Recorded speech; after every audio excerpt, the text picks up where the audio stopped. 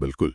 देखिए, महाभारत और कुरुक्षेत्र युद्ध तो हमारी संस्कृति का, हमारे मानस का कह सकते हैं, एक अहम हिस्सा है ही। और अब इसे एनिमेशन के रूप में देखना, ये तो वाकई में एक दिलचस्प बात है। देखना होगा इस घोषणा में क्या खास निकल कर आता है। हाँ, तो सबसे पहली और शायद सबसे बड़ी खबर तो यही है कि नेटफ्लिक्स पर आ रही है ये सीरीज कुरुक्षेत्र नाम से। जाहिर है ये पांडवों और कौरवों के बीच जो युद्ध हुआ था उस पर आधारित है।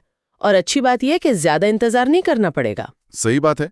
लेख के हिसाब से ट्रेलर तो 1 अक्टूबर को आ रहा है, मतलब 2025, और फिर ठीक 10 दिन बाद ही यानी 10 अक्टूबर 2025 को सीरीज नेटफ्लिक्स पर स्ट्रीम होने लगेगी। ये तारीखें तो अहम हैं, बिल्कुल।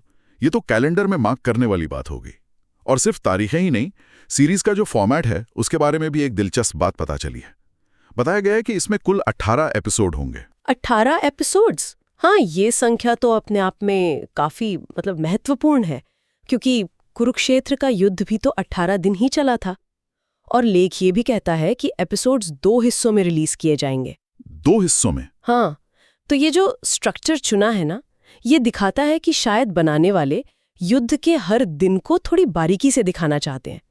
ये काफी एम्बिशियस लगता है, महत्वाकांक्षी। हाँ, 18 दिन 18 एपिसोड, ये एक अलग ही अप्रोच है कहानी कहने की।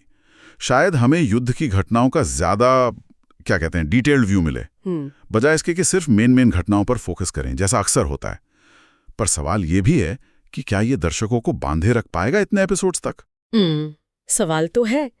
इतनी डिटेल में जाना चैलेंजिंग हो सकता है, लेकिन हो सकता है यही इसका सबसे बड़ा आकर्षण भी बन जाए, खासकर उन लोगों के लिए जो महाभारत को गहराई से जानना चाहते हैं। अच्छा, अब जरा बात करते हैं उन लोगों की जो इसे बना रहे हैं। जी हाँ, तो लेख बताता है कि इसकी संकल्पना और निर्माण अनु सिखा ने किया है, और निर्माता के तौर पर उनके साथ आलोक जैन और अजीत अंधारे भी हैं। एनिमेशन का काम हाईटेक एनिमेशन स्टूडियो कर रहा है। और एक नाम जो इसमें है वो वाकई ध्यान खींचता है, वो है गीतकार का। सीरीज के गीत लिखे हैं गुलजार साहब ने।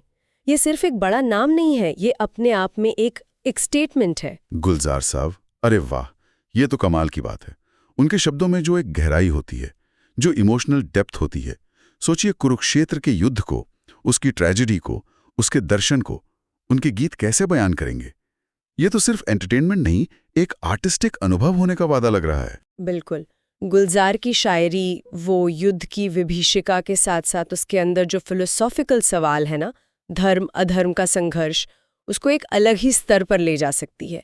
ये पहलू तो सीरीज को यकीनन एक यादगार पहचान देगा। अच्छा, लेख ये भी इशारा कर रहा है कि पौराणिक कथाओं को एनिमेशन में बनाने का चलन बढ़ रहा है।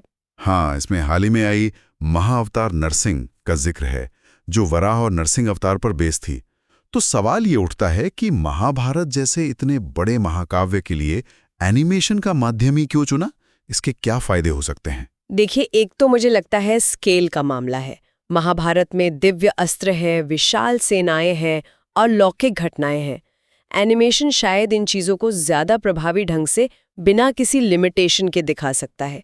लाइव एक्शन में ये बहुत महंगा और शायद मुश्किल भी हो जाए। हाँ, ये तो है, वो विजुअल इफेक्ट्स वगैरह। बिल्कुल। और दूसरा, ये शायद जनरेशन का भी सवाल है। एनिमेशन हो सकता है युवा दर्शकों को इस प्राचीन कहानी से जोड़ने का एक ज्यादा आकर्षक तरीका हो। और शायद कल्पना की उड़ान के लिए भी ज्यादा स्कोप है, जैसे किरदारों के मन का द्वंद्व है, या गीता के उपदेश जैसे एब्स्ट्रैक्ट आइडियाज हैं, उनको विजुअली कैसे दिखाएंगे। एनिमेशन यहाँ कुछ नया कर सकता है शायद। निश्चित रूप से एनिमेशन सिर्फ बच्चों के लिए नहीं होता। ये बहुत जटिल और गंभीर विषयों को भी बहुत सेंसिटिविटी और क्रिएटिविटी से पेश कर सकता है।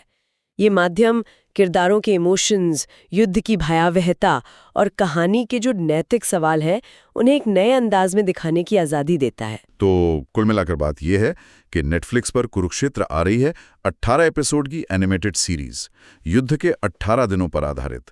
ट्रेलर 1 अक्टूबर, प्रीमियर 10 अक्टूबर।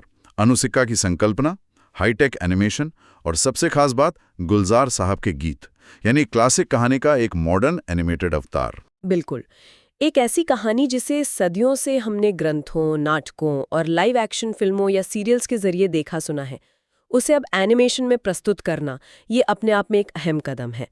और यही चुनाव एक दिलचस्प सवाल भी खड़ा करता है आखिर में।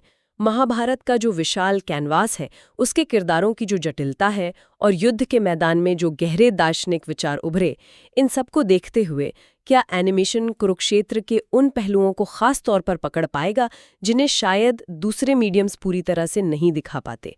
मतलब ये प्राचीन कहानी एनिमेशन के जरिए कौन सी नई विजुअल या नैरेटिव संभावनाएं खोलती है, इस पर सोचना वाकई रोचक होगा।